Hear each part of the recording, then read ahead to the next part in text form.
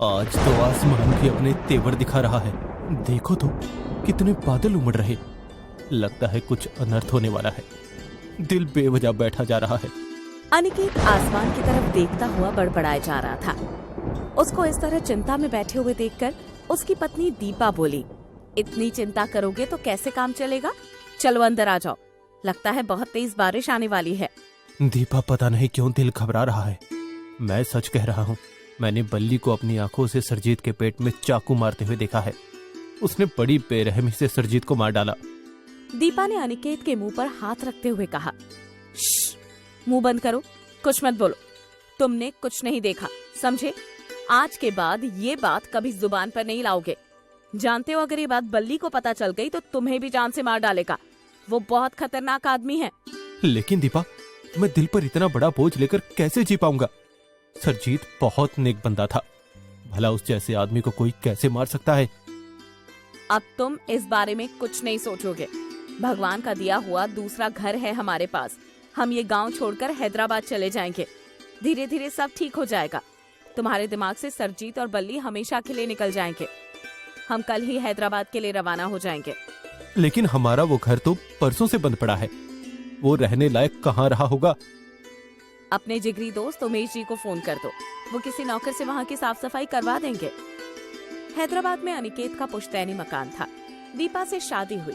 वो अपने माँ बाप की इकलौती संतान थी। उनकी मौत के बाद अनिकेत और दीपा वहीं शिफ्ट हो गए ताकि उनकी प्रॉपर्टी की देखभाल होती रहे। अनिकेत ने उमेश को फोन करके बताया कि हम लोग वापस आ रहे हैं। अनिकेत, तुझे क्या बताऊं कि आज मैं कितना खुश हूँ। मन तो कर रहा है कि पूरा हैदराबाद फूलों से सजा दो। बस यार, तू देर मत कर, जल्दी आ जा। अब बिल्कुल इंतजार नहीं हो रहा। अनिकेत भी उमेश और अपने पुराने दोस्तों से मिलने को बहुत तरस रहा था।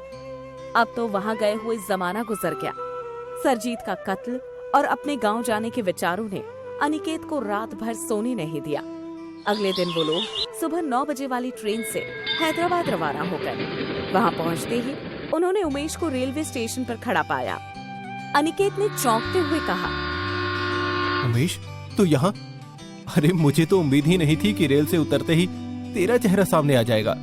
कैसे नहीं आता यार, तुझसे मिलने की बेताबी ने आज ऑफिस में भी टिकने नहीं दिया।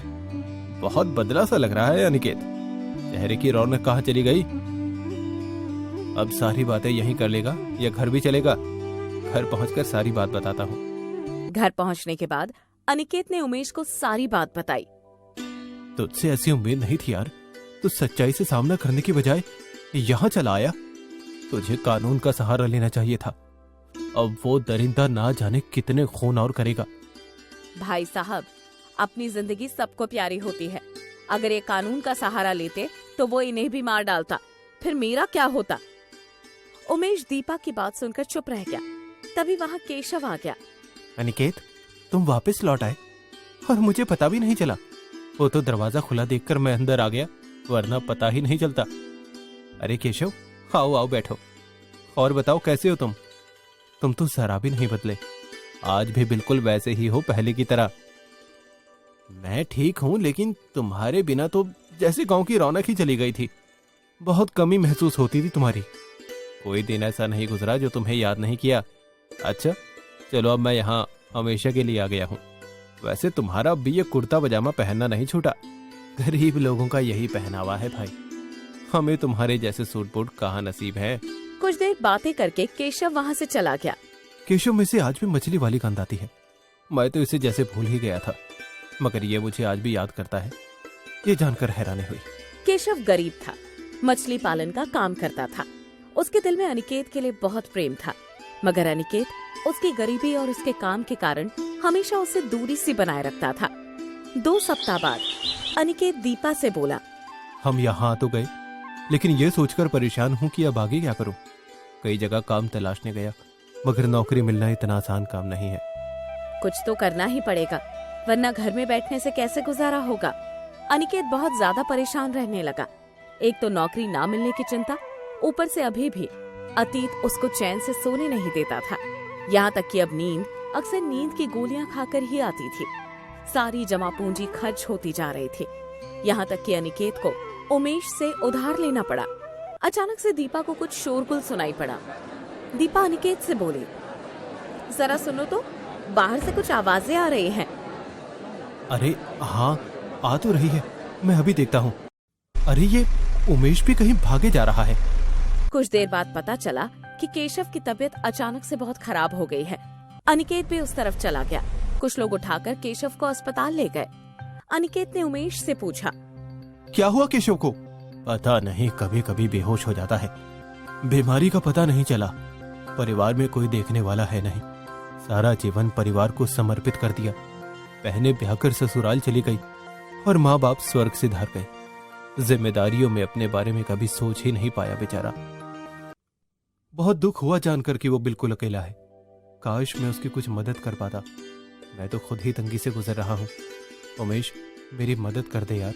मुझे 10,000 रुपए दे दे, नौकरी मिलते ही लौटा दूंगा। तो जानता है यार कि यहाँ एजुकेशन कितनी महंगी है। अभी बच्चों का एडमिशन कराया है। होते तो जरूर दे देता, लेकिन अब पैसे किस लिए चाहिए? अभी पिछले महीने तो तूने 20,000 लिए थे। अरे वो घर का राशन खत्म हो गया था और तेरी भाभी भी प्रेग्नेंट है, उसकी दवाई आनी थी। चल कोई नहीं, अस्पताल चलते हैं, देखते हैं कि केशव को डॉक्टर क्या बताते हैं। अस्पताल जाकर पता चला कि केशव अब कुछ दिनों का मेहमान है। उसकी दोनों किडनी खराब हो गई है। ये सुनकर उन दोनों को बहुत दुख हुआ। भला इतने भले आदमी के साथ इतना बुरा कैसे हो सकता है? दुखों का कोई अंत नहीं होता। अनिकेत और उमेश जब भी केशव से मिलने जाते थे, उस समय उमेश के हाथ में फल और जूस होते थे और अनिकेत नजर झुकाए हुए खाली हाथ खड़े हो जाता था। अनिकेत का दिल भारी हो गया। वो अस्पताल से आते समय किन्हीं ख्यालों में खोया था कि तभी एक गाड़ी बड़ी रफ्तार से आई और अनिकेत से टकरा गई। अनिकेत तड़पता हुआ खून से लथपथ सड़क पर गिर पड़ा। अनिकेत, अनिकेत उठ, आंखें खोल। अरे है क्या कोई? बचाओ, मेरे दोस्त को वो गाड़ी वाला मारकर चला गया। ऐसे में भला कोई किसी की मदद कहाँ करता है। उमेश जैसे तैसे उसे ऑटो से हॉस्पिटल ले गया। अनिकेत की आंख और नाक से बहुत खून बह गया। तो चिंता मत कर अनिकेत, तुझे कुछ नहीं होगा। तुझे मैं अस्पताल ले आया हूँ। कुछ देर बाद, देखिए, पेशेंट का खून बहुत बह चुका है। सिर में भयंकर चोट है। हो सकता है उसकी याददाश्त या आंखों की रोशनी चली जाए। दिमाग काम करना भी बंद कर सकता है। आंखों में लगता है कांच लगा है, जिसकी वजह से आंखों से बहुत खून बह रहा है। हमें जल्द से जल्द इसका ऑपरेशन करना पड़ेगा। इसलिए आपको अभी 1 लाख रुपए जमा कराना पड़ेगा, वरना इसकी जान भी जा सकती है। ये सुनकर उमेश के पसीने छूटने लगे। कहाँ से लाऊं 1 लाख रुपए? अनिकेत के पास तो फूटी कौड़ी भी नहीं है। अगर मैंने ये पैसा दे दिया तो वापस मिलने की तो कोई उम्मीद ही नजर नहीं आती। क्या इसे इसी हाल में छोड़कर चला जाऊं? हॉस्पिटल वाले खुद देख लेंगे। फिर उसके मन में ख्याल आया कि अगर अनिकेत ठीक हो गया तो वो मुझसे नफरत करने लगेगा। अरे ये बात भाभी को तो बता दूं। उमेश ने दीपा को फोन मिलाया। भाभी, अनिकेत का बहुत बुरा एक्सीडेंट हो गया है। डॉक्टर ने तुरंत 1 लाख रुपए मांगे हैं। आप जल्दी कहीं से बंदोबस्त करके अस्पताल आ जाओ।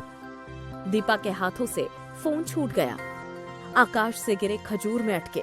वो तो अपने गांव से हैदराबाद इसलिए आई थी कि यहाँ आकर सब ठीक हो जाएगा, मगर यहाँ तो वो रोते हुए उठी और अपने घर के कागज लेकर अस्पताल के लिए दौड़ी। वहाँ उमेश उसका इंतजार कर रहा था।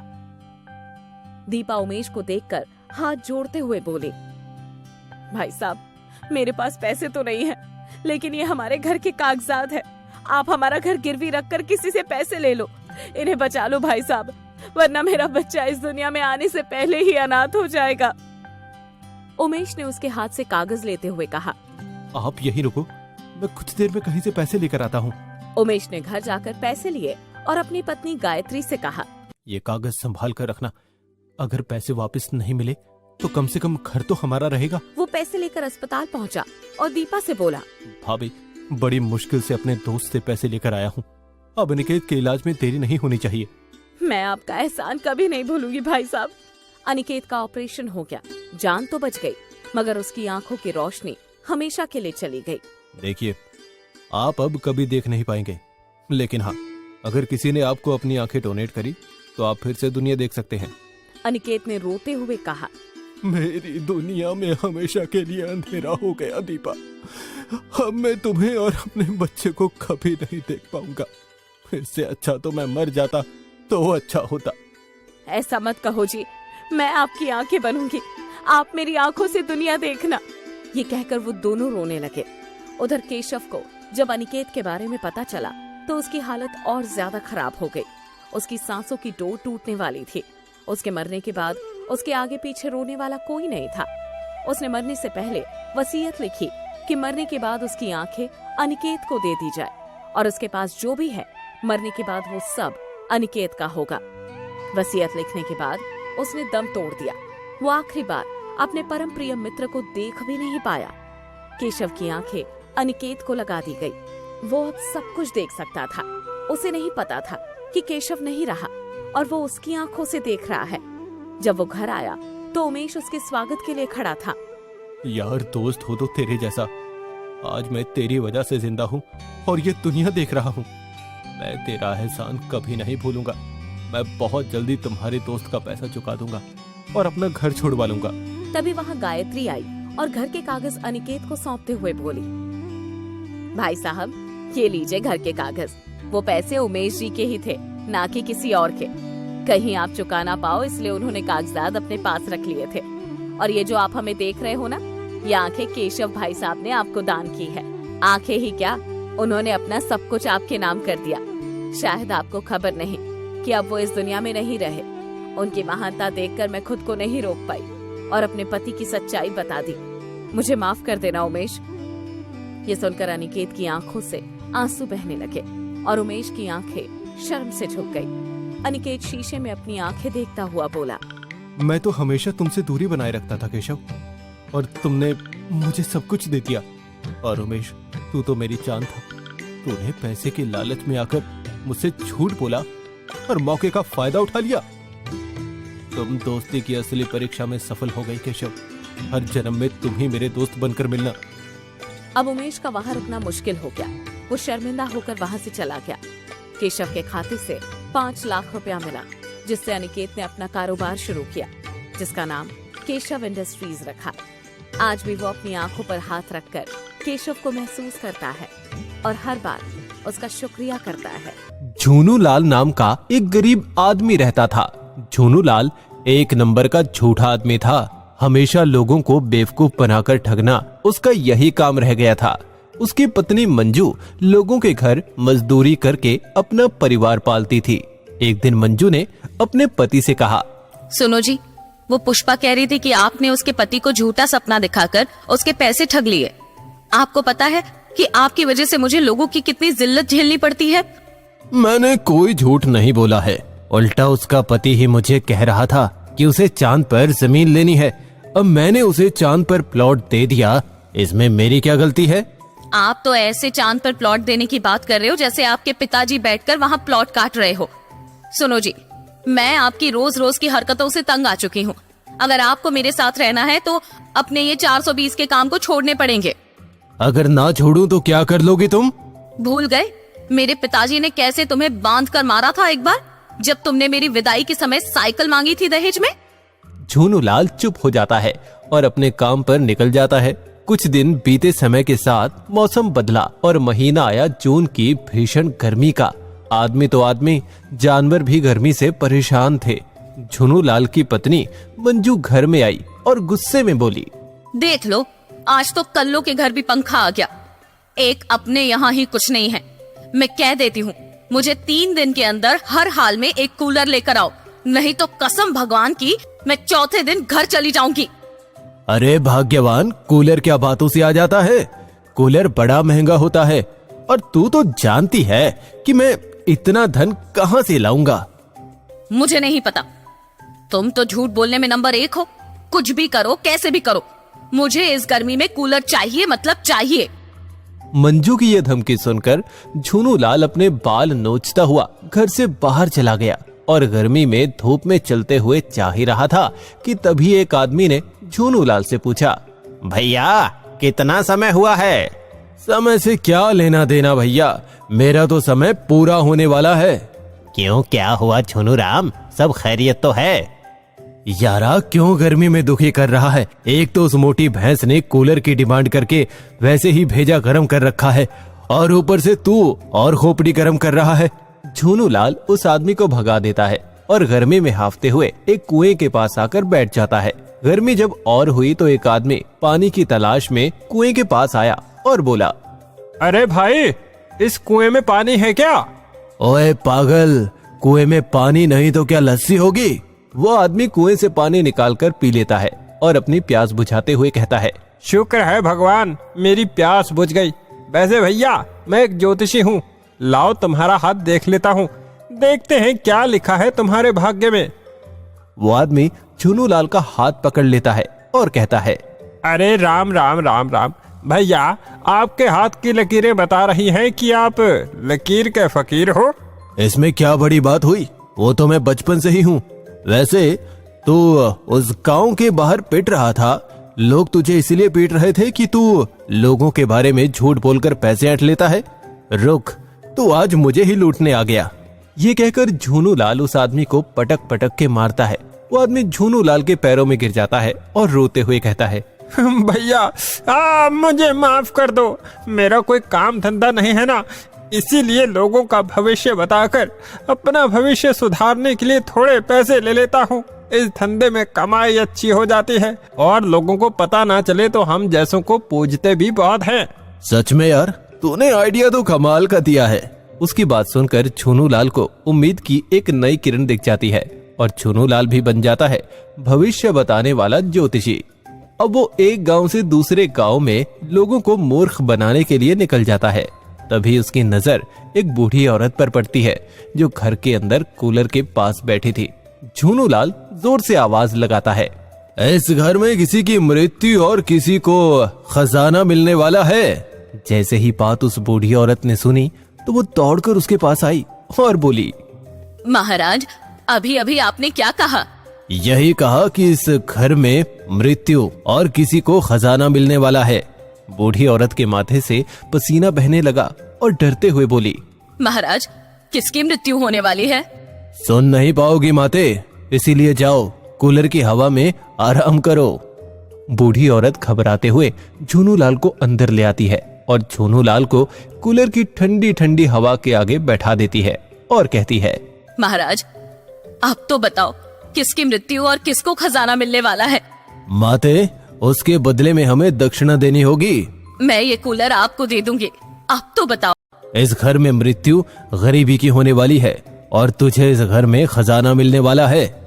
ये बात सुनकर बुढ़िया बहुत खुश हुई और बोली, खजाना कहाँ मिलेगा महाराज?